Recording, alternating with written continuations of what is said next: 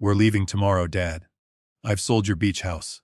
Lena said it the way someone might announce a weather report or read off a grocery list. Calm. Final. Not even a flinch in her voice. For a second I thought I'd misheard her. The old clock on the wall ticked twice before the words really landed. You've what? I didn't say it out loud, not yet. I just stared at her. At the 2 suitcases lined up by my front door like obedient dogs waiting to be taken for a walk. The afternoon light coming through the lace curtains made dust float between us, soft and golden, as if the world had decided this was a perfectly ordinary day. It wasn't. You sold my beach house. My voice came out thinner than I wanted, like an old wire that had been bent too many times. Lena smiled, that bright, efficient smile I used to be proud of when she was a little girl selling cookies for school fundraisers. Now it just looked like a salesman's smile. Our beach house, Dad, she corrected gently. You know what I mean. It's all in the family. Anyway, it's done. The papers are signed, the buyer wired the deposit. We're flying out tomorrow morning. Mark was leaning against the doorway to the kitchen, arms folded, one ankle crossed over the other like he was posing for an advertisement for smug sons-in-law. He didn't bother smiling. Our lawyer said it was the smartest move. He added, You're too old to be worrying about roofs and repairs and property taxes. This way you get to relax. No more stress. I looked from one to the other. My daughter in her expensive jeans and soft white sweater, her hair pulled back in a perfect blonde knot. Her husband in his pressed shirt, no tie, looking like a man who always expected the room to rearrange itself for his convenience. They were both standing, looming over me while I sat in my old armchair. Somewhere in the house, the furnace kicked on with a low hum. Too old. That was what he'd said. Too old to be worrying about roofs and repairs. Funny. My shoulders still remembered every shingle I'd nailed onto that beach house roof with my own 2 hands. How did you sell it? I asked, slowly. My name is on the deed. Lena exchanged a quick glance with Mark, so fast most people would have missed it. I've spent 50 years reading circuits and faces. A flicker is as good as a neon sign. Dad, she said, tilting her head a little, softening her voice like I was a spooked horse. That's what the paperwork was for last month. Remember, we talked about this. You signed everything. You agreed you couldn't handle it anymore. Last month. The memory pushed up from somewhere under the grief and the days that all felt the same. A night at this same kitchen table, the smell of overbrewed coffee, Lena sliding a stack of papers toward me while Mark stood behind her. Silent and big. It's just insurance stuff, Dad, and some tax things. You know how complicated it's gotten, she'd said then. My friend's a lawyer, he prepared everything. All you have to do is sign where I put the little flags. I remembered my hand cramping around the pen. I remembered the ache in my chest that never really went away after Marjorie died. I remembered Lena patting my arm and saying, You don't need to read it all, Dad. It's just the boring legalese. I'll handle it. I remembered trusting her because she was my girl and because everything else in my life already felt like it had slipped through my fingers. Insurance and tax, she'd said. Not beach house. Not deed. Not power of attorney. I swallowed. My tongue felt like sandpaper. Those were insurance forms, I said quietly. You said they were so you could help with my bills if something happened. Lena's smile didn't waver, but I saw her shoulders tighten. It's all part of the same thing, she said. Taking care of you. You signed a power of attorney so we could handle your affairs. You even thanked me, Dad, remember? You said you didn't want to drown in paperwork. Mark pushed away from the doorway and stepped into the room, the floorboard under his foot complaining softly. Look, he said, spreading his hands, reasonable, patient, like he was explaining electricity to a child. We're doing this for your own good. That place is a money pit, and you know it.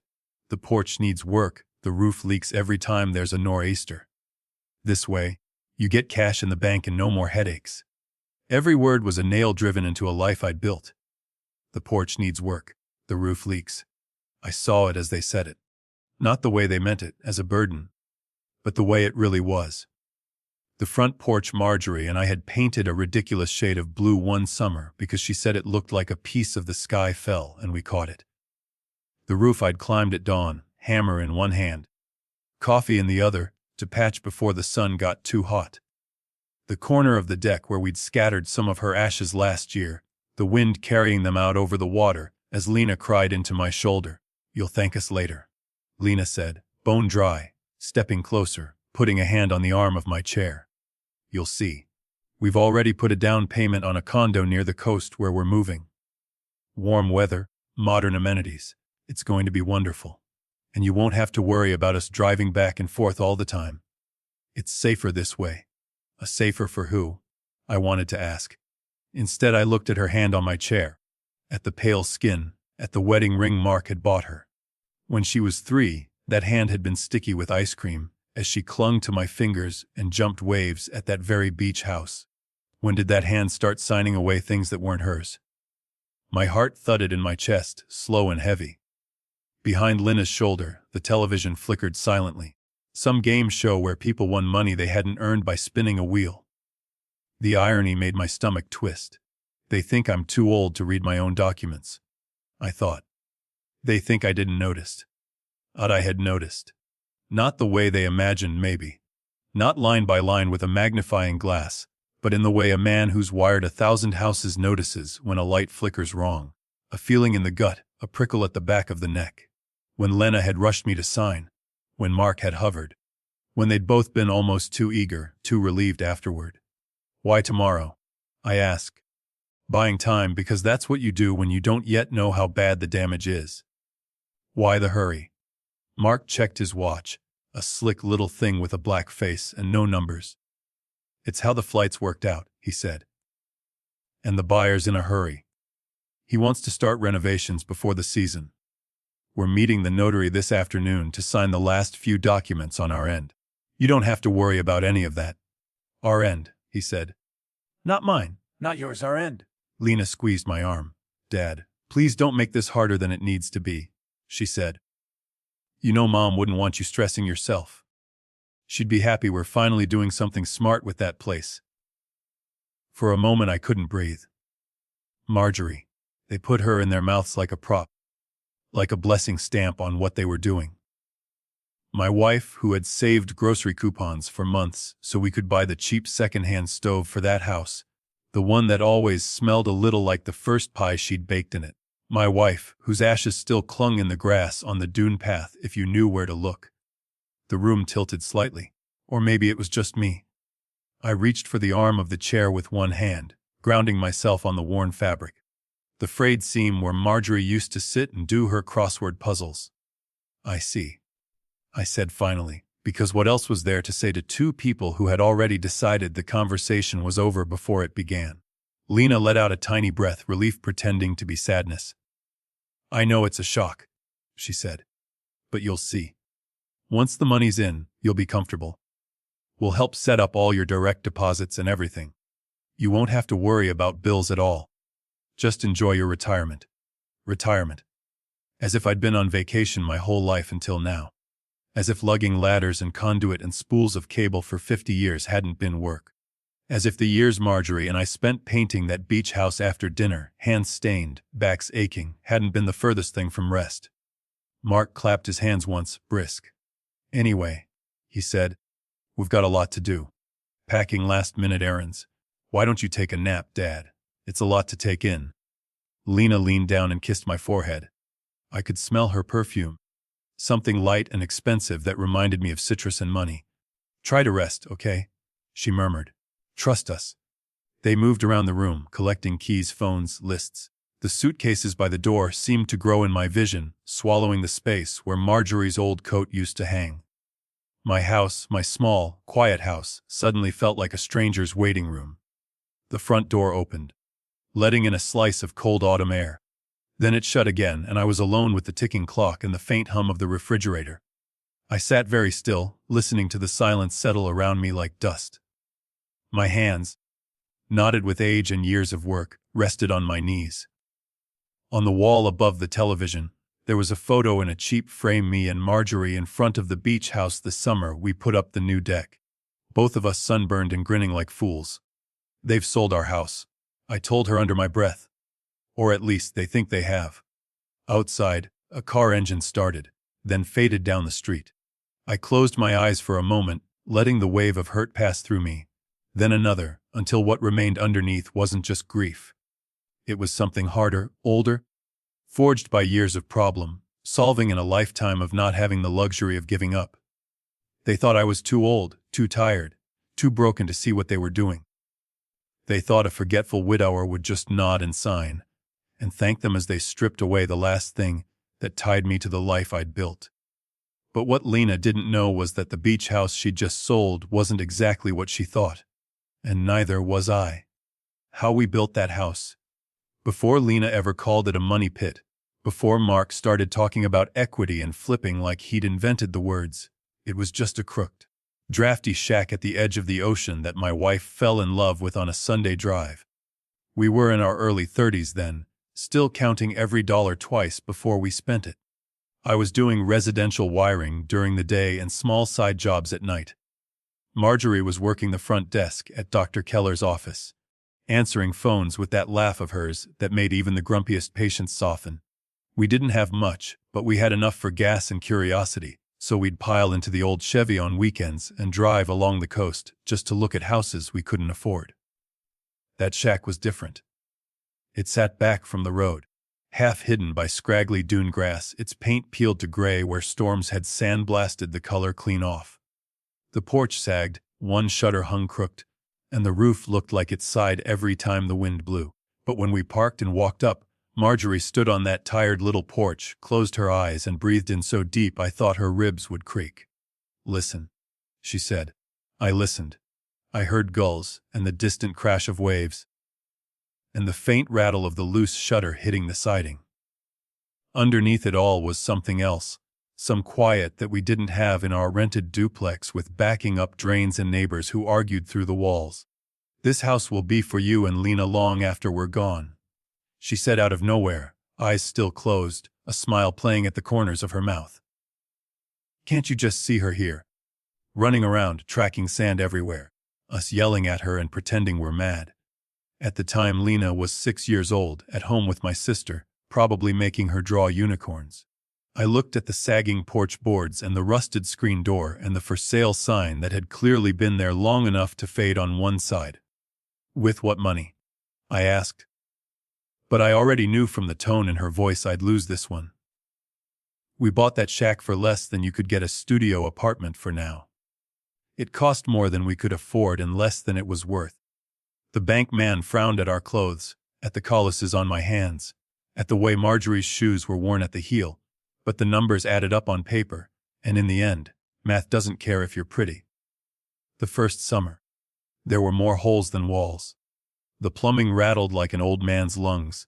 The wiring was such a disaster I refused to let anyone plug in a toaster until I'd replaced every inch of it. And when it rained, the bedroom ceiling developed a drip that fell exactly on my forehead. We loved it anyway. I spent my evenings on a ladder with a hammer while Marjorie scraped paint until her fingers cramped. On weekends, we'd bring Lena down in the back seat with a cooler full of sandwiches and a milk crate of toys. She'd run straight past the house and down to the sand, bare feet slapping on the weathered boards of the old deck, shrieking with delight every time a wave chased her ankles. Marjorie would stand on that deck and watch her, hip leaned against the splintered railing, one hand shading her eyes. "Worth every penny," she'd say, and I'd look at the shingles I still had to replace, and the railing held together with wishful thinking, and I'd agree. Over the years, the shack became a house. We replaced the old porch with one I built from reclaimed lumber, the kind the fancy magazines now call rustic and charge triple for. We tore down the rotted back steps and built a deck big enough for a picnic table and 3 lawn chairs. The roof got new shingles. The windows got real insulation. And we painted the siding a soft blue Marjorie picked, because she said it was the color the sky turned when the day forgave you for being tired. Every nail I drove into that place, I drove for them. Summers blurred into each other in my memory, Lena in pigtails with sand crusted on her shins, Lena as a teenager lying on a towel pretending not to notice the boys who walked past. Lena bringing friends from college who ate everything in the fridge and fell asleep in piles on the living room floor. There were 4th of July barbecues where the smoke from the grill mixed with the salt air, and nights we sat on the porch wrapped in blankets listening to storms roll in over the water. Those were the years when "this house will be for you and Lena" sounded like a promise, not a curse. Time did what it does. Marjorie's hair went gray faster than mine. I stopped climbing the roof without telling her first. Lena grew up, got a job in the city, started talking about deadlines and promotions, and how the drive to the beach house was just too long some weekends. She still came for a while. I'd see her sitting on the same deck, eyes on her phone instead of the horizon. Then Marjorie got sick. Not all at once. It was little things at first. The way she'd stop halfway up the porch steps to catch her breath, the way she'd rub her chest when she thought I wasn't looking. The doctor said, nothing to worry about, right up until the night I woke to the sound of her gasping, and the ambulance lights painted the walls red and blue. The house felt different after she died. Not just the beach house, all of them. The air in every room had an empty corner where her laugh used to sit. But the beach house was where she seemed most present and most gone all at once. I took her ashes down there one gray morning. Just me and the wind and a thermos of coffee. I walked out to the dune path and opened the urn with fingers that didn't want to obey me. This is still your house, I told her as the ashes swirled and clung to the dune grass and drifted off over the water. I'll look after it. Lena came less after that. She'd call with excuses. Work, traffic, Mark's schedule. When they did come, they didn't stay long. Mark would complain about the Wi-Fi, about the drive, about how it was shame. We couldn't unlock the house's value. Everyone's cashing out right now, he said one night, swirling wine in a glass like he thought he was in a movie. You could get a small fortune for this place, Henry. It's not a stock, I'd replied, a little sharper than I meant to. It's a house. He'd glanced at Lena then, and she'd given him a quick shake of her head, a not now, and the subject had drifted to something else. But I'd heard them later, when they thought I was napping, their voices leaking down the hall. All that equity just sitting there. Mark murmured. Lena said, we'll talk to him again. He just needs time. Oh, time, as it turns out, is a stranger with his own schedule. After my little scare 2 years ago, a tightness in my chest on the stairs that turned into a night in the hospital and a stern talk about blood pressure. Lena insisted on helping with the bills. She said it with that same efficient smile, the one that used to spell science fair awards and honor roll certificates. Dad, it's too much for you, she said, spreading my mail out on the kitchen table like a card player about to show me a magic trick. The utilities, the insurances, the taxes on 2 properties. Let me take some of this off your plate. You shouldn't be worrying about due dates and late fees. That's what family is for. I wanted to believe her. I did believe her. She was my only child. I'd held her when she fit in the crook of one arm. I'd taught her to ride a bike, to check an outlet with a tester before trusting it, to always carry a 20 in her wallet in case of emergencies. Somewhere in my brain, the wiring still said, Lena equals safe. So when she brought in a neat stack of folders with color-coded tabs and said, my friend from work is a lawyer, he looked over everything and made it simple. We just need your signature here, here, and here. I picked up the pen. Dad, stop worrying. Just sign. The lawyer explained it all, she said when I squinted at the paragraphs of fine print. It's just so I can talk to the bank for you and handle the boring stuff if, God forbid, anything happens. You trust me, don't you? I did. That was my first mistake. Even then, little warning lights flickered in the back of my mind. The way she rushed my questions. The way Mark hovered just out of my line of sight, humming under his breath like a man trying to seem casual. I heard words in their whispered conversations that had never been part of my vocabulary when I thought about the house leverage, flip, comparable sales. Once, when they thought I was in the bathroom, I heard Mark say, if we time it right, we could roll this into something big. This, I assumed, was the house where his wife had taken her first steps on a splintery porch, where my wife had died in everything but body long before the hospital machines shut off. To him, it was numbers on a screen. To Lena, I wasn't sure anymore what it was. A relic, a burden, a prize. Still, when she slid those papers toward me, I signed. My reading glasses were smudged, my hands still shaky from the medication they'd put me on. The words blurred, black on white, marching soldiers I was too tired to count. I saw authorization. assistance, agent. I didn't see what was hidden underneath, in the way their lawyer had threaded the clauses together. Later, when the chest pains faded into pills and routine and my days slipped back into the quiet rhythm of a widower's life, I pushed that unease aside. I wanted my daughter to be good. I wanted to believe that the girl who used to fall asleep in my lap on the couch during thunderstorms hadn't grown into someone who saw my house as a ladder out of her own choices. But beneath the wanting, another part of me remembered Marjorie standing on that porch the first day, saying, "We should put protections in place, just in case. People get funny about money, Harry. Even good people." Back then I'd laughed, kissed her forehead, and told her she was being dramatic. I'd never imagined a day when I'd look at my own child and wonder which side of "just in case" she was standing on. The night after Lena told me she'd sold the beach house, that memory of Marjorie's warning settled on my shoulders like a weight. I sat alone at my kitchen table, the house ticking and sighing around me, and pulled the worn folder of documents from the drawer where I'd stuffed them after that hospital scare. If Lena's voice had been the one telling me to sign, Marjorie's was the one whispering in my ear now, "Look again. This time, don't just trust." The papers I never read. The night sits different on a house when you've just been told your life's work has been sold out from under you. The familiar creaks sound suspicious, the shadows longer, like the walls themselves are leaning in to listen. After Lena and Mark left, I sat in my armchair until the light outside went from gray to black and the street lamp hummed on. The television played some show I didn't see. Somewhere between a detergent commercial and the weather, I made up my mind. If they were going to use my own signature against me, then I needed to see exactly what I'd given away. My knees popped when I pushed myself up. An old house making old man noises. I shuffled down the hallway to the small room I still called my office, though I hadn't done much of anything in there since Marjorie died besides stack mail I didn't want to deal with. The overhead light buzzed when I flipped it on, weak and yellow. Dust floated in the beam like invisible things caught in the act. The metal file cabinet in the corner looked the same as it always had. Beige, dented at the bottom where we once dropped a toolbox. For most of my life, everything that mattered lived in that cabinet. Birth certificates in the top drawer, tax returns and warranty papers in the middle, house documents in the bottom. Every time we refinanced, every time we had to sign something for the bank, I'd come home and slide the copies in there with a satisfying thunk.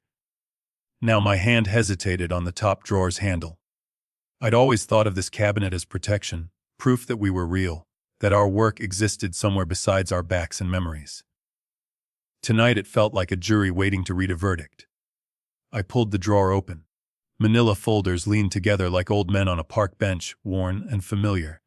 I sorted through them by the handwritten labels, my own shaky script. Lena School, taxes 2003-2010, house primary, beach house deeds and mortgage. That last one made my throat tighten. I slid it out, carried it to the desk and sat down. The chair creaked. For a second I just sat there with the folder closed, my fingers tracing the frayed edge. I could almost see Marjorie, perched on the edge of the desk years ago, swinging one leg and tapping the folder with her fingernail. "We should always keep copies, just in case," she'd said. "You never know when someone's going to pretend you said something you didn't. Paper remembers better than people do." Back then, I'd laughed and told her she sounded paranoid. Tonight, I silently thanked whatever part of her had insisted on that habit. I opened the folder. The smell of old paper and toner hit me, faint but familiar.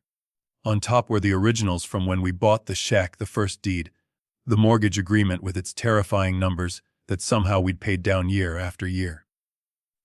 Underneath were refinance documents, tax assessments, notes from contractors. And then, near the back, tacked on with a newer paperclip, were the documents I didn't recognize as well. Crisp white against the yellowed stack. Recent. My chest tightened in a way that had nothing to do with arteries. I picked up the first of the new ones. The type was small and dense, paragraphs of legal words fitted together, like a language meant to keep regular people out. Near the top it said DURABE POROFATURNEY in bold as though shouting. Durable. I knew what that meant from tools. Something built to last through punishment. Attached to power. It suddenly didn't feel so comforting. I started reading. Slowly, I ran my finger along the lines like a kid in school, refusing to let the commas and wherefores scare me. I, Henry James Callahan, hereby appoint my daughter, Lena Margaret Pierce, as my true and lawful attorney, in fact, to act for me and in my name, place, and stead with respect to all matters related to my property, finances, and legal affairs. By the third line my mouth went dry. All matters. No carve-outs. No exceptions. Effective immediately. Another paragraph said, not contingent upon disability. I stopped. There was a low ringing in my ears. The memory of that night at the kitchen table came back in sharper focus now, like a picture resolving after you wipe your glasses. Lena sliding the pen toward me. These are just medical consent forms and updated emergency contacts, she'd said, almost word for word. You know, hospital stuff. It's all standard, Dad. You trust me, don't you? You trust me, don't you? I heard her say it in the voice she used when she wanted something. The one that had no room built into it for no. I stared at the paper. This wasn't hospital stuff. This wasn't, call my daughter if I pass out again. This was, Lena can walk into any bank and sign any document in my name, and the world will nod and say, yes, sir, we see your signature right here. My signature. The loops of my H and J and C glared up at me from the bottom of the page. It was clearly mine. I remembered the ache in my fingers that night, the way the pen had dragged a little on the cheap paper. They'd put a little yellow, sign here, flag next to the line for convenience. I'd followed directions like a good boy. Heat rose up my neck. Shame and anger, an old man's cocktail that leaves a bitter taste. I'd prided myself my whole life on reading what I signed. I used to tell Lena, words matter more than the pen that writes them. And yet here I was, staring at proof that I had let someone use my love for her as a shortcut around my own rules. I set the power of attorney down more carefully than it deserved and picked up the next document. This one was thinner, only a couple of pages. Transfer and assignment of interest. The title read, below that, property commonly known as 14 Windward Lane. The beach house. My eyes skated across phrases. Joint tenants with right of survivorship. By conveys and transfers. For valuable consideration. I had to stop and blink twice before the words settled enough to mean something. Joint tenants with right of survivorship. I'd heard that once before, in some conversation with the bank years ago. It meant if one of us died, the other got the whole thing automatically. Back then, us had meant me and Marjorie, our names side by side on everything, a promise and a safety net. Now, at the top of this page, in neat block letters, it said J. Grantornry Jams Kel Arnte Anry Jimkula AD and Lina Margate PRC ASJOIs Rygh Doff Survivir A sheep. I read it 3 times. The letters didn't change. According to this, I had granted half my interest in the beach house to Lena, so that when I died, she would automatically own the whole thing without it ever touching a will. I had absolutely no memory of agreeing to that. My hand shook slightly as I flipped back to the date at the top. It was from 6 months after Marjorie's funeral, dated on a day I vaguely remembered, only because that was about when Lena started showing up with stacks of envelopes, and that bright, brittle energy of someone on a mission. I forced myself to keep reading. Somewhere in the dense paragraphs, a sentence jumped out at me. The parties acknowledge that this conveyance is not contingent upon nor related to any existing trust or limited liability entity holding interest in said property. Existing trust. I frowned. A tiny light blinked in the back of my mind, stubborn and weak but there. I rifled back through the older papers in the folder, the ones from years ago. The handwriting on the labels got younger as I went back, my pen strokes surer. A few pages in, sandwiched between an old appraisal and a paid-off notice on our second refinance, I found it. A deed that looked different from the rest. At the top, under grantees, it didn't just list Henry and Marjorie Callahan like the others. It said, Callahan Family Coastal Trust by and through trustee Henry James Callahan. A trust. The word sat on the page like an inside joke I'd forgotten the punchline to. As I read, the memory surfaced, not all at once but in little flashes. Marjorie at the kitchen table 10, maybe 12 years ago. Her reading glasses sliding down her nose. A pamphlet from some estate planning seminar a coworker had dragged her to. Her saying, everyone's putting their houses in these things now. It keeps the kids from doing anything stupid if we, you know. I'd made a face. Our kid is Lena, not a pack of hyenas, I'd said. She's not going to try to sell the rug out from under us. Marjorie had smiled. Not offended, just sad in that knowing way she had. People get weird when money's on the table, Harry, she'd replied. Even good people. It's not about distrusting her. It's about not putting temptation right in her lap.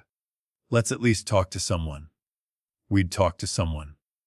A lawyer with 2 white teeth in a small office that smelled like burnt coffee and toner.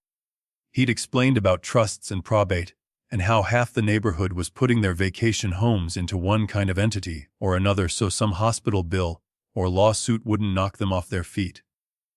I'd nodded. More to get out of there than because I truly cared. In the end, we'd signed something that put a 50% undivided interest in the beach house into what the lawyer grandly called the Callahan Family Coastal Trust. It was mostly a tax thing, he'd said, and a way to make sure no one could force us to sell without both trustees, me and Marjorie, agreeing in writing in front of a notary. There were words about successors and conditions and revocation, all of which we'd planned to read more carefully later. Later never quite came. Life rolled on. The trust papers went into the cabinet. We kept paying bills and painting railings and grilling burgers on the deck like always. Now, as I spread the documents out on the desk, a terrible, hopeful thought crawled up my spine. If half the house was in that trust, and the trust required both trustees to sign off on any sale, what happened when one of the trustees died? Did that authority automatically pass to someone else? To me alone? Or had we named a backup trustee in that meeting my memory only half remembered, over the drone of the lawyer's voice and the buzz of the fluorescent lights? I flipped to the second page of the trust deed. There it was, in smaller type.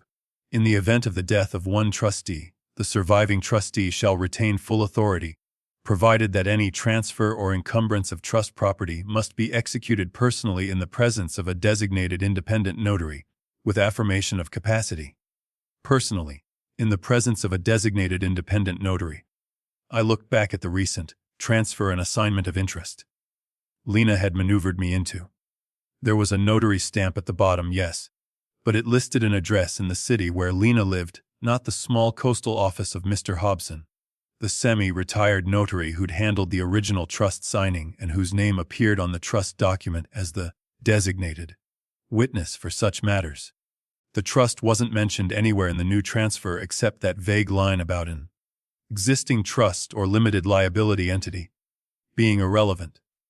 It was as if someone had tried to wave it away with a sentence. Someone had assumed I wouldn't notice that. My stomach lurched. I sat back, the chair groaning under me, and pressed a hand to my forehead. Confusion swirled with a new, sharp anger.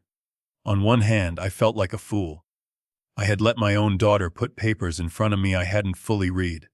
I had let grief and exhaustion, and the shame of my aging body's betrayal make me lazy about the very thing I'd always prided myself on understanding, what a signature means. On the other hand, beneath the shame was a flicker of something else. Insult. They hadn't just taken advantage of my trust. They'd bet I was too old, too foggy, to add 2 and 2 together. They'd counted on me forgetting the meetings Marjorie dragged me to, the lawyer in the white shirt. The day we'd sat in that stuffy office and signed a document she'd called, "Or Insurance Against Stupidity." You trusted me once, when you were little, I thought bitterly, looking at the line where my name sat beside Lena's on the power of attorney.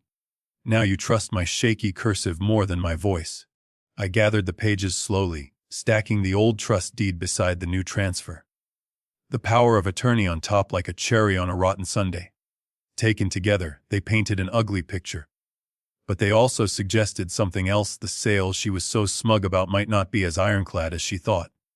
Half that house still lived inside a structure she didn't even seem to know existed, or she wouldn't have tried so hard to write around it instead of through it.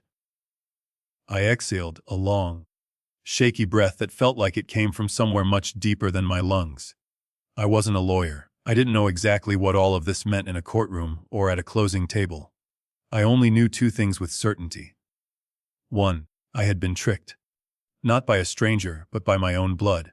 2. Somewhere in this mess of paper, Marjorie's careful paranoia was still doing its quiet work. The sale might not be as clean as Lena believed. And if there was any justice left in the world, That meant I was not as powerless as they were counting on. You're forgetting things, Dad. I didn't sleep much that night. I lay in bed staring at the hairline crack in the ceiling, listening to the house breathe.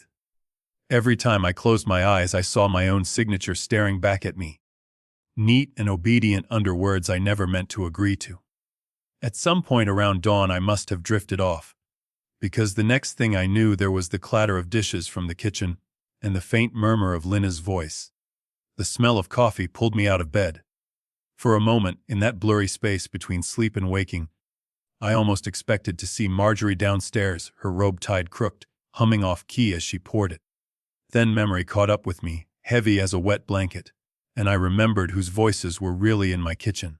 I took the folder from my desk, the one with the trust deed and the so-called transfer, and carried it with me down the hall. My hand brushed the doorframe as I passed, a silly old habit, touching wood for luck. Today, I needed all I could get. Lina was at the stove when I walked in, her back to me, her hair twisted into that perfect knot. Mark sat at the table with his phone in one hand and a slice of toast in the other, scrawling with his thumb. The morning light slanted through the blinds, striping his face. "Morning, Dad," Lina said over her shoulder, too bright. "I made scrambled eggs." "Sit, I'll get you a plate." I set the folder down on the end of the table instead. "We need to talk," I said. Mark glanced up then, eyes flicking to the folder, then to my face. In that fraction of a second, I saw his jaw tighten. Then his expression smoothed out into something polite. "Oh?" Lena turned, spatula in hand. For a second there was a flash of something wary in her eyes, then it was gone, replaced by concern. "Are you feeling okay? Did you sleep?" "I've been better," I said. My voice sounded steadier than I felt. "I went through my files last night. The ones I kept from when we bought the beach house. From when your mother set up that trust." Lena's smile froze a little around the edges. "Dad, maybe we should eat first," she said. "You'll think better with some food in you." "I think just fine," I said, a little too sharply. I put a hand on the folder. "What I don't like is being lied to." Mark set his toast down very deliberately. "Henry," he said, in that reasonable tone that always made me feel like he'd practiced it in a mirror, "no one's lying to you. We went over this yesterday. The house is sold. It's done. The papers I signed," I went on, ignoring him, "weren't just medical forms. That power of attorney gives you access to all my financial affairs. And this," I tapped the transfer document, "puts you on the deed as joint owner, with right of survivorship. That's not helping with bills, Lena. That's taking half my house." Lena set the spatula down with a little clink. She wiped her hands on a dish towel, buying herself a second. When she turned, she wore a look I recognized from when she used to babysit and the kids did something she didn't approve of. Patient. A little exasperated. "Dad," she said slowly, as if choosing each word like it might break. "You're confusing things. We did talk about this. Remember? After your heart scare.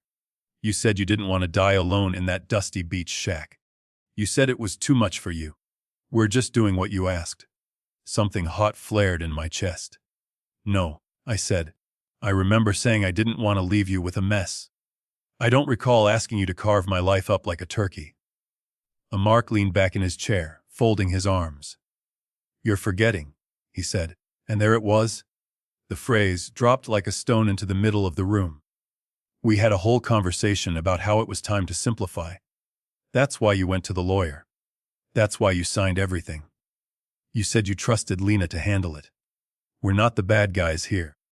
We're saving you from yourself. You're forgetting." The words hung there between us, heavy and sharp.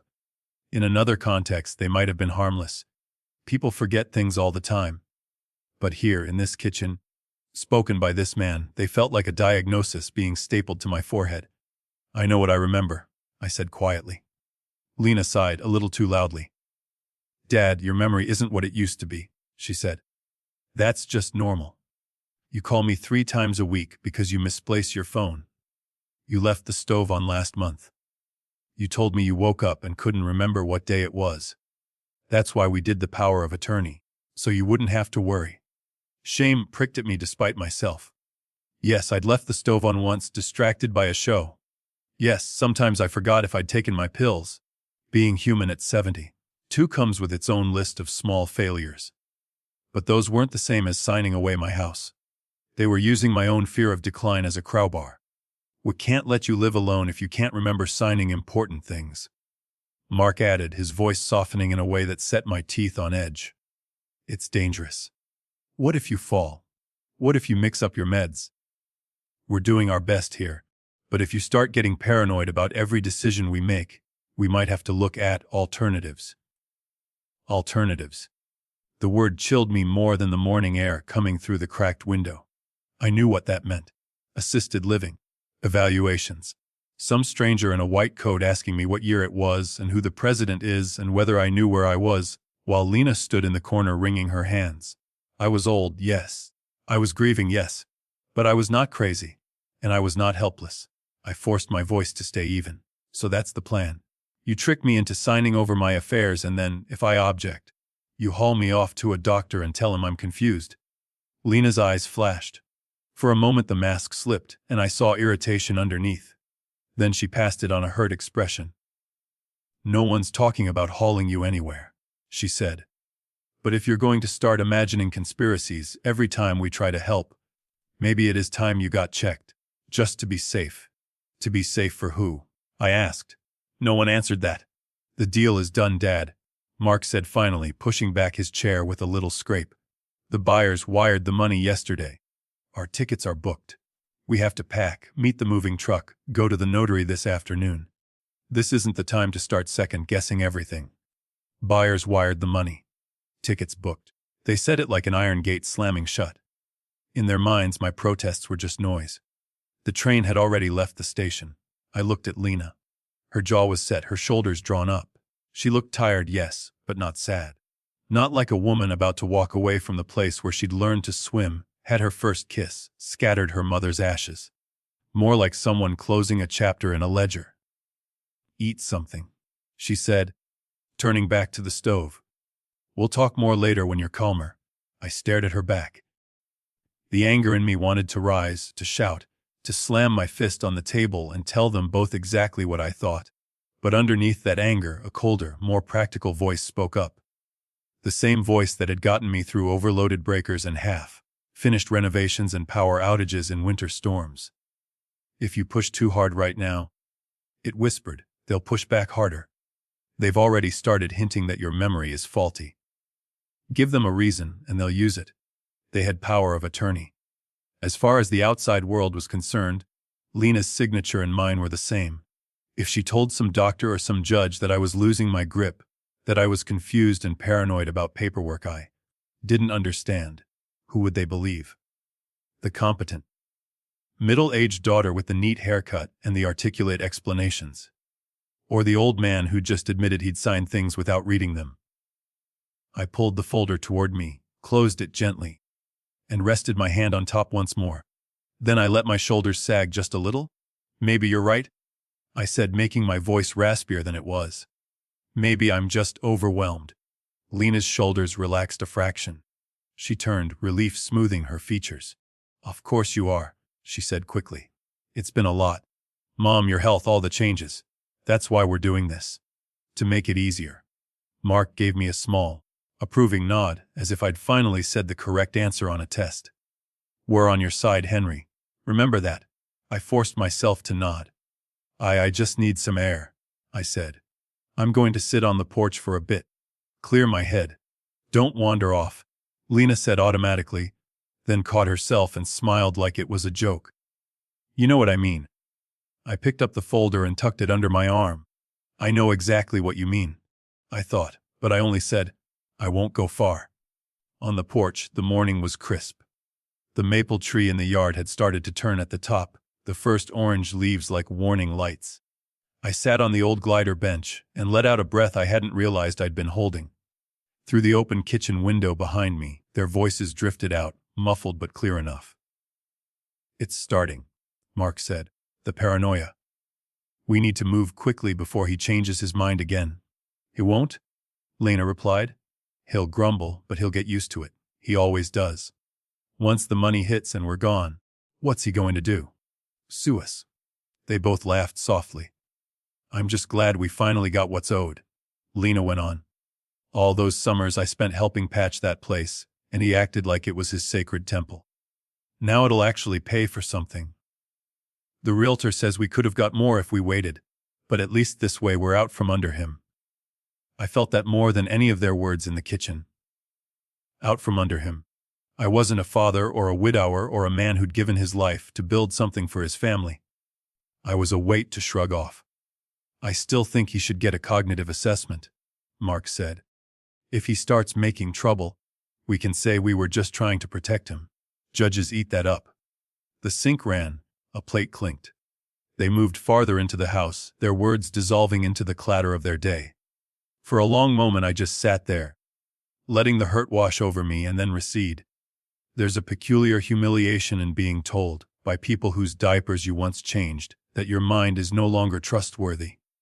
It makes you want to list every date you remember, every phone number, every detail, just to prove something no one in that conversation really cares about. They didn't care if I could recite my social security number from memory. They cared if I bought their story. I looked down at the folder in my lap. The trust deed peeked out from the edge, Marjorie's name in faded ink beside mine. Somewhere between those pages was the lifeline she'd insisted on throwing across time, not just for our finances, but for my dignity. They think age makes me blind, I thought, tracing the edge of the paper with my thumb. But age just makes you slow enough to notice what everyone else is too rushed to see. If I shouted now, if I stormed and raged, I'd be playing the part they'd already cast for me, the confused old man resisting his own best interests. They'd go to their lawyer, they'd go to a doctor, they'd build a file. He's declining, they'd say. We're worried. Every time I objected would become another piece of evidence. No. If there was a way out of this, it wasn't through yelling. It was through the same thing that had saved my hide 100 times when a job went sideways: get the right information from the right person. And don't let pride keep you from asking. There was a name for that person, floating somewhere in my head. Not Lena's slick city lawyer, who probably saw me as a signature machine. Someone else. An old friend, maybe, or a professional Marjorie had mentioned before everything went to hell. I closed my eyes and let my mind drift back. Estate planning. Trusts. Who had we talked to? I could almost see the faded business card pinned to the kitchen corkboard years ago. The one Marjorie wouldn't let me throw out, just in case. She'd said, like she always did about anything that smelled of trouble, Sam. That was it. Sam Brewster. We'd gone to high school together. He'd left town, gone to law school, come back with a briefcase and a receding hairline.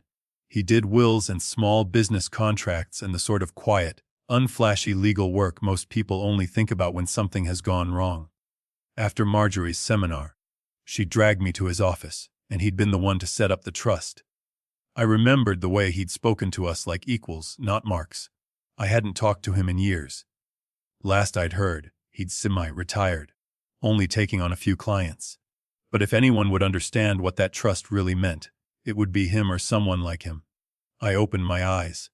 Through the window, I saw Lena cross the hallway with an armful of clothes, humming to herself. Mark laughed at something on his phone. They were already living in the future they'd planned, one where the beach house was a line item on a bank statement, and I was a problem successfully managed. Fine, I thought, anger cooling into something harder. You want me to be the confused old man? I can play that part. For now, I stood up, joints protesting, and slipped back into the house. My old landline phone sat on the wall in the hallway, a relic they'd tried to convince me to get rid of in favor of a smartphone I didn't like. Right now, I was glad for its stubbornness. It didn't sync to any shared cloud. It didn't announce who I was calling. In my bedroom, I closed the door most of the way and sat on the edge of the bed. I pulled open the small drawer of the nightstand where I kept loose change, pens, odds and ends. Under a stack of old appointment reminder cards and a dried-out highlighter, there it was, a faded business card, the ink slightly smudged from years of being touched and then put back. Samuel J. Brewster, attorney at law. Underneath, in Marjorie's looping handwriting, was a note: Beach House Trust Guy. Call if things get weird. A humorless chuckle escaped me. You were always ahead of me, Marge, I murmured. I dialed the number with careful fingers, my heart tapping faster than usual. As the line rang, I glanced at the closed door. I could hear muffled movement down the hall, the distant thump of a suitcase being dragged. If Lena asked, I'd say I was resting. An old man catching his breath. They'd believe it. They thought that was all I was anymore. A voice answered on the third ring, deeper and rougher than I remembered, but still familiar. Brewster Law. Sam. I said quietly, lowering my voice. It's Henry. Henry Callahan. I think I finally need that just-in-case talk Marjorie made us plan for. Marjorie's last safeguard. Sam didn't sound surprised to hear from me, and that was the first thing that steadied me. Well, I'll be damned, he said. Henry Callahan. I was just telling my wife last month I wondered how you were getting along in that old beach place. Not so good, I answered, and I heard the crack in my own voice. Sam. I think I'm in trouble. Or at least my house is. We set a time for that afternoon. He offered to come to me, but the idea of Lena and Mark hearing a lawyer's voice in my kitchen made my skin crawl. I'll come to your office, I said. Tell people it's a checkup if they ask. Old men are always going to checkups. He chuckled softly. Some habits are useful.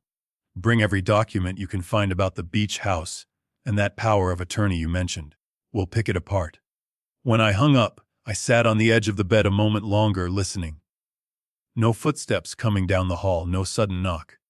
The house might have been holding its breath with me.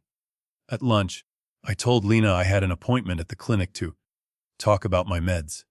Oh, good, she said, not looking up from her phone.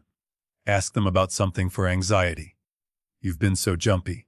I'll do that, I said, and I almost smiled at how easily the lie fell out. Maybe I had more practice pretending than I thought. Sam's office hadn't changed much. Same brick building on Main. Same narrow staircase up from the street that made my knees complain. The door still had his name stenciled on frosted glass, though the gold paint was more chipped than I remembered. Inside, the air smelled like it always had, old paper, coffee, and a faint hint of mothballs. He met me in the doorway, older and grayer, but with the same sharp eyes. His hair, once a full brown mop, had thinned to a horseshoe of white. The belly was new. The handshake was not. Firm, warm, no nonsense. You look like hell, he said, which was Sam's way of saying he was glad to see me. Feels mutual, I replied, holding up the bulging folder. Brought you some light reading. We sat at the same small conference table where Marjorie and I had once signed a stack of papers we didn't fully understand, trusting this man in a tie to translate our lives into legal terms. Back then, she'd squeezed my knee under the table every time I looked like I was about to crack a joke. Be serious, Harry, she'd whispered. This is important. Now, as I spread the documents out, I wished I'd listened more. I walked Sam through it the best I could. The night at the kitchen table with Lena and her neat little flags. The power of attorney. The joint owner's deed I didn't remember agreeing to. Lena's announcement about the sale, her cool assurance that it was all done. Sam didn't interrupt much. He made low sounds in his throat from time to time, hims and tes, as he read, his glasses perched on the end of his nose. When he slid the trust deed closer, his eyebrows went up. Well, I'll be, he murmured. I'd forgotten we put quite this much belt and suspenders into it. What does that mean? I asked. He sat back, steepling his hands. It means your late wife had more sense than either of us gave her credit for, he said. And she didn't trust anyone with that house. Not even you. The words landed oddly, half sting and half comfort. She knew our daughter might do this. I asked, throat tight. Sam shook his head. I don't think she had a crystal ball, Henry. But she'd seen enough of the world to know people change when they smell money. Kids, in-laws, cousins you and I both watched that mess with the Dwyers up on Cedar Street, remember? Their oldest son mortgaged the family place 3 times and ran off with a waitress. Left his parents living in their car. I remembered. Marjorie had made me drive by that car more times than I liked. She'd stare at it with this haunted look, then go home and add another line to her, just in cases, list. She came in here after that. On her own. Sam continued, tapping the trust deed. Asked me what could be done to make sure no one could ever borrow against or sell the beach house without both of your clear conscience say so. We set up this revocable trust and an LLC combination to hold half the property. It's basically a fortress if you know how to use it. Barely knew we had it, I admitted. We signed what you put in front of us. Then life marched on. The Sam snorted. No one reads trust documents, Henry. If they did, I'd charge more. But the beauty of this one is, it doesn't require you to remember the fine print for it to work. It just sits in the background like a safety net, until someone tugs too hard on the rope. He picked up the newer transfer Lena had arranged and held it next to the old trust deed like a teacher about to explain two overlapping diagrams. No, this, he said, shaking the Lena paper, is what I'd call sloppy at best and fraudulent at worst. She told me it was just about my health stuff, I said. I'm sure she did, he replied dryly. Look here. He pointed to a paragraph near the bottom. They have you acknowledging that any trust or LLC interests are irrelevant to this conveyance. That's what we call wishful thinking. The trust instrument. He tapped Marjorie's safeguard. Says any transfer of its property has to be approved by the trustee. That's you.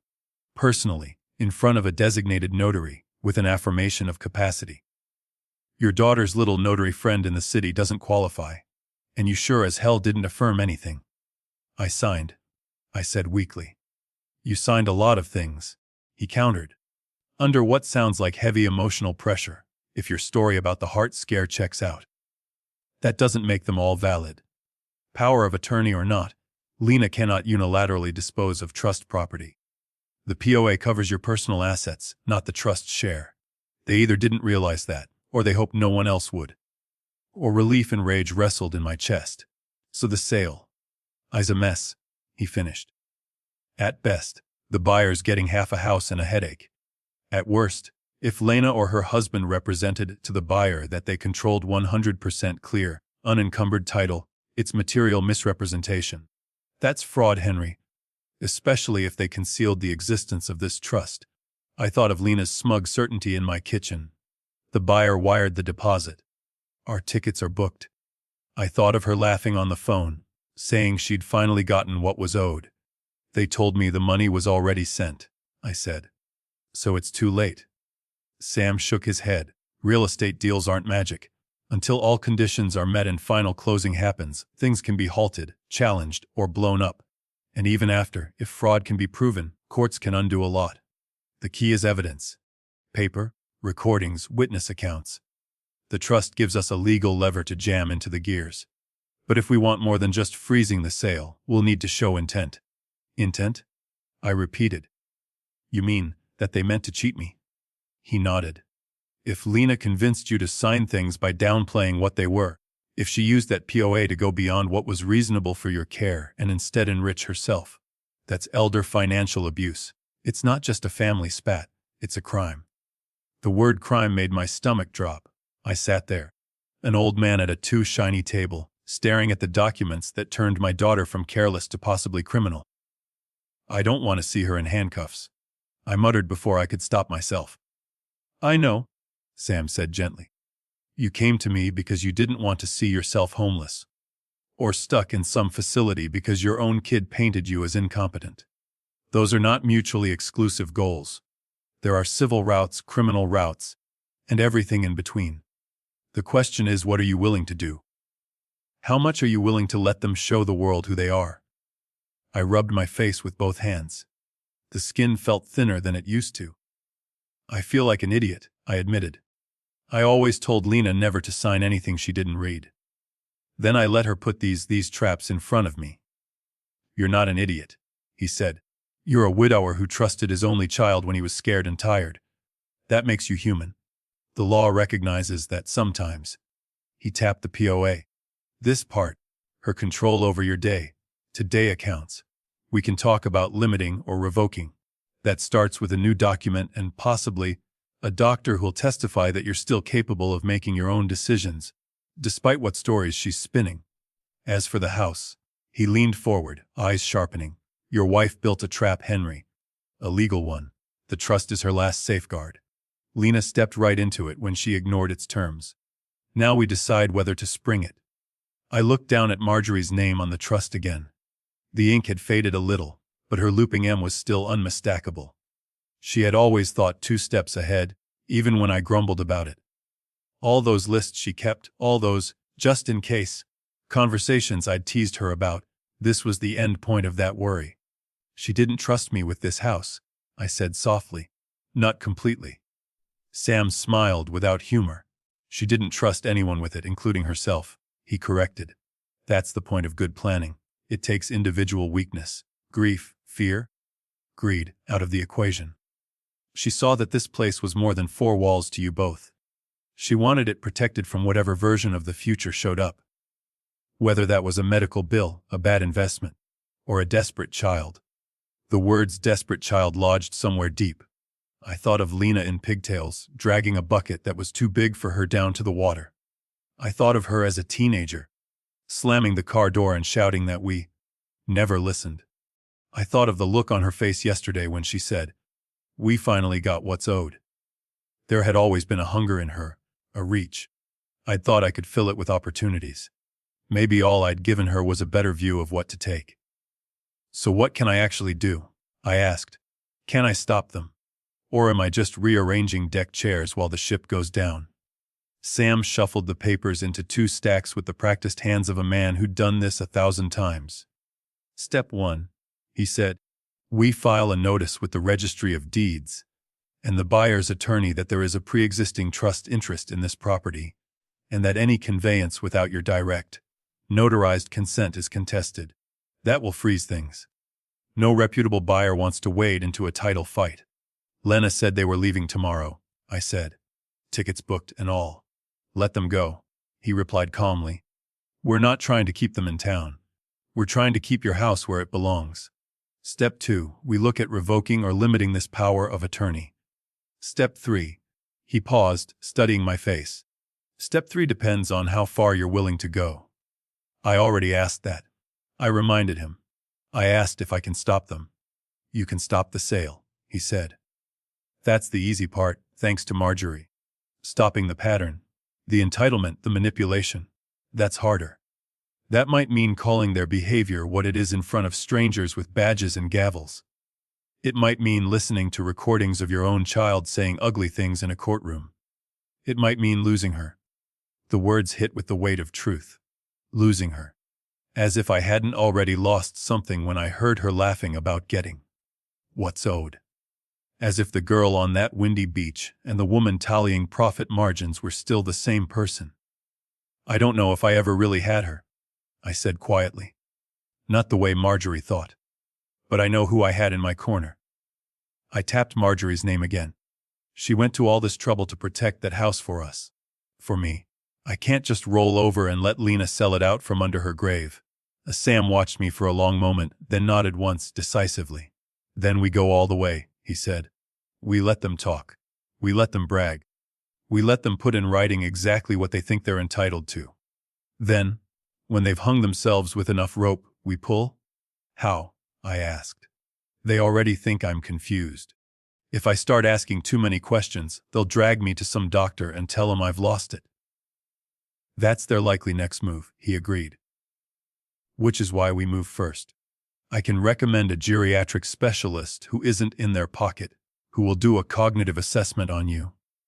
You might not like the tests, but if you pass, we get a letter stating you're competent to manage your own affairs. That undercuts any dad's losing it narrative. Then what? I pressed. Then, he said, leaning back, a glint in his eye I recognized from the few times I'd seen him really enjoy his work. We set up a meeting. Not with me as the heavy, not yet. With someone they think is on their side, maybe a mediator or a neutral advisor. We record. You play the forgetful, grateful father. You ask them to remind you of how this sale came to be. You let them say it in their own words that you didn't need to read anything, that the trust was just paperwork, that they deserved the money. When we have that, plus the trust, plus the frozen sale, then we talk options with the district attorney. My stomach flipped at the thought of my family's business spilling into public record. But alongside the dread was something else. A thread of cold, clear resolve knitting itself through my spine. Can I really do that? I asked. Play along? Let them think I'm going along with this, just to catch them. Sam's gaze was steady. You've been underestimating yourself, Henry, he said. You spent your life solving problems no one else saw until their lights went out. This is just a different kind of wiring. You're not crazy. You're not helpless. You've been hurt and blindsided, yes. But thanks to your wife, you're not without tools. He tapped the folder one more time, then looked me straight in the eye. The question is no longer whether you can stop them, he said. It's whether you're willing to watch them strip off the last bit of pretense in the process. To see your daughter not as the little girl on the sand, but as the woman who's ready to throw you under the bus for a wire transfer. I swallowed. The lump in my throat tasted like salt. She already showed me that, I said. She just thought I wasn't paying attention. A faint smile tugged at Sam's mouth. Then you're ahead of the game. I took a breath, deep enough that my ribs ached. When I let it out, it felt like I was exhaling not just air, but the idea that this was something happening to me that I had no say in. Marjorie's hand might not have been in mine, but her signature was on the page, steady and unshakable. Can I stop them? I asked again, more for myself than for him. If you're willing to go all the way and let them show their true colors, Sam said. Yes. Outside the office window, Main Street went on as if nothing monumental had been decided inside that small room. People carried grocery bags, cars idled at the light, a dog tied to a parking meter barked at nothing. I stood up, my joints protesting less than they had that morning. I picked up the folder, heavier now with meaning, and tucked it under my arm. All right, I said. Then let's see who my daughter really is.